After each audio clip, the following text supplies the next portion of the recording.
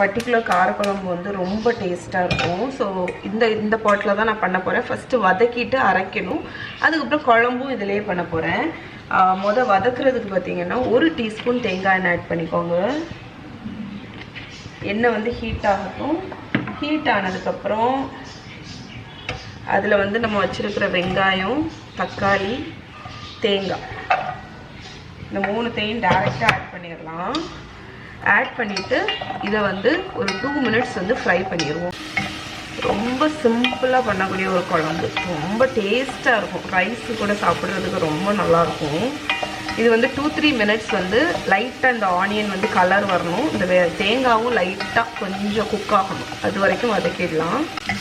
இப்போ நம்மளோட காயெல்லாம் கொஞ்சம் வதங்கியாச்சு. கொஞ்சம் இல்லை, நல்லாவே வதங்கிடுச்சு பாருங்கள். இப்போ இதில் வந்து நம்ம வச்சுருக்கோம்ல அந்த பொடி, அதை ஆட் பண்ணிடலாம். சில்லி பவுடர், கொத்தமல்லி பொடி, மஞ்சள் பொடி.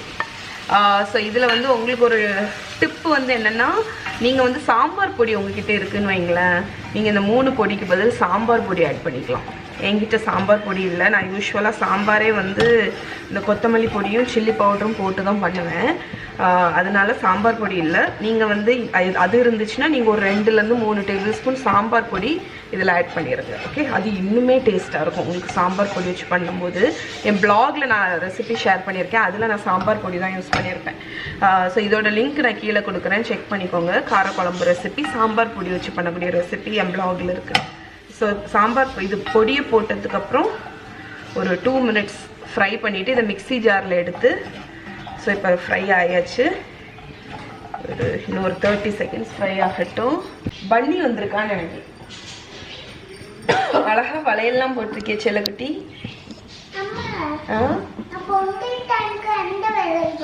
சரி, ஓகே, சரி. ஸோ இப்போ மசாலா பொடி நல்லா வதங்கியாச்சா, இதை நான் மிக்சியில் எடுத்துடுறேன். மிக்சியில் எடுத்து இதை வந்து தண்ணி ஊற்றி ஸ்மூத்தாக அரைச்சி எடுத்துருவோம். இப்போ நான் மிக்ஸி ஜாரில் இதை எடுத்துட்டேன். இது கூல் ஆகிறதுக்கு வேண்டி வச்சுட்டேன். இது கூல் ஆனதுக்கப்புறம் அதை அரைச்சிருவோம் ஸ்மூத்தாட்டு. அதுக்கடையில் நம்ம காயை வேக போட்டுடலாம். ஒரு டீஸ்பூன் போல் எண்ணெய் ஆட் பண்ணிக்கோங்க. இந்த எண்ணெயில் நம்ம வச்சுருக்க முருங்கைக்காய், அதுக்கப்புறம் கத்திரிக்காய், இதை வந்து ரொம்ப வதக்கணும்லாம் அவசியம் இல்லை. மிக்ஸ் பண்ணிவிட்டு உப்பு போட்டுருங்க. தேவையான அளவு குழம்புக்கு எவ்வளோ உப்பு தேவையோ அதுக்கு தக்கன உப்பு போட்டுட்டு தண்ணி ஊற்றி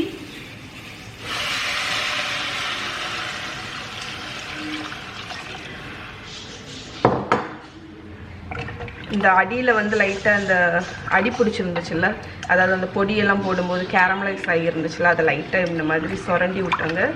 அது எல்லாமே இலக்கி வந்துடும். இலக்கி இந்த குழம்புல ஆட் ஆகிடும். ஓகே, இப்போ வந்து புளி விடணும். நான் வந்து புளி பேஸ்ட் அன்றைக்கி செஞ்சேன் தெரியுமா. இந்த ரெசிபி நீங்கள் பார்க்கலன்னா நான் கீழே ரெசிபி லிங்க்கு கொடுக்குறேன். அதில் வந்து ஒரு 2 டேபிள் ஸ்பூன், எவ்வளோ கன்வீனியண்ட்டாக இருக்குது பாருங்கள். இல்லைன்னா புளியை கரைச்சி இருத்து ரொம்ப கஷ்டம். இந்த மாதிரி செஞ்சு இதை ஃப்ரிட்ஜில் நீங்கள் வச்சிடலாம்.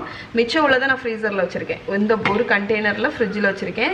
இது தீர ஃப்ரீசர்லேருந்து எடுத்து இந்த குட்டி கண்டெய்னரில் ஃப்ரிட்ஜில் வச்சுப்பேன். ஒரு 2 டேபிள் ஸ்பூன் அளவுக்கு புளி ஊற்றிக்கோங்க.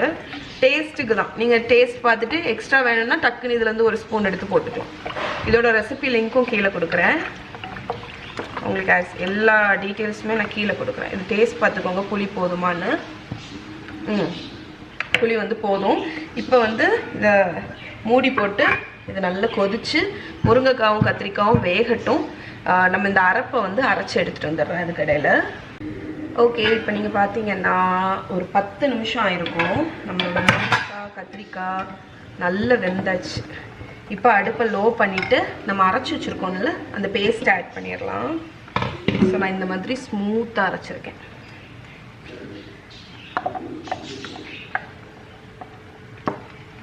இந்த மிக்ஸி ஜாரையும் லைட்டாக கழுவி நம்ம இதில் ஊற்றி தண்ணி கூட இனி ஆட் பண்ண தேவையில்லை. ஏன்னா கன்சிஸ்டன்சி கரெக்டாக இருக்குது. இந்த குழம்புல இது எல்லாத்தையுமே வலிச்சு ஊற்றிட்டு உங்களுக்கு காமிக்கிறேன். ஸோ இங்கே பாருங்கள், நம்ம காரக்குழம்பு ஒரு கொதி வர ஆரம்பிச்சிருச்சு. இது ரொம்ப நேரம்லாம் நீங்கள் கொதிக்க விடக்கூடாது. கொஞ்சம் தேங்காய் போட்டதுக்கப்புறம் ஒரு கொதி அப்படியே வரட்டும். இது வந்து ஆப்ஷனல் தான். நான் வந்து ஒரு பிஞ்ச் வெல்லம் ஆட் பண்ணுவேன். ஒரு பிஞ்ச் வெல்லம். அது வந்து கொஞ்சமாக இருந்தாலுமே இனிப்பாலாம் மாறாது, அந்த டேஸ்ட்டை வந்து என்ஹான்ஸ் பண்ணி கொடுக்கும். ஓகே, ஸோ இது வந்து லைட்டாக அப்படி சைடெல்லாம் அப்படி கொதிச்சு வரட்டும். கார குழம்புக்கு தாளிச்சிடலாம். 1 டேபிள் ஸ்பூன் தேங்காய் எண்ணெய்,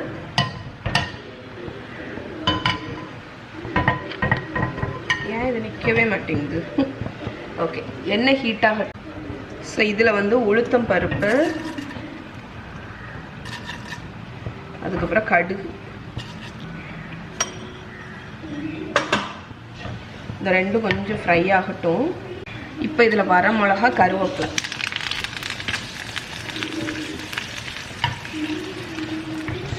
இப்போ நம்மளோட தாளிப்பை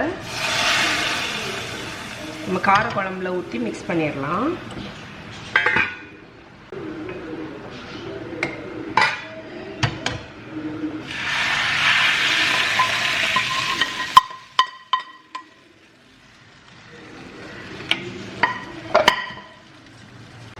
ஓகே ஃப்ரெண்ட்ஸ், இங்கே பாருங்கள், நம்மளோட முருங்கைக்காய் கத்திரிக்காய் காரக்குழம்பு ரெடி. இது வந்து one of the must try recipe.